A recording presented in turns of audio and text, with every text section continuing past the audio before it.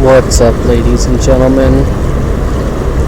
I was gonna go out and do a little, grab 3 different flavor beers and do like a little whatever between the 3 flavors. First off, the story different ones from Still Reserve.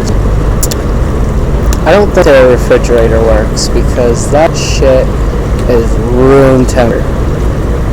My god, I am surprised the health inspector there and passes down or something, because you can only imagine what other refrigerators may not work with not just the one beers but the one with sodas too. It's on it. I just went with muffins because I haven't eaten today, so I got a chocolate, a blueberry, and a banana nut.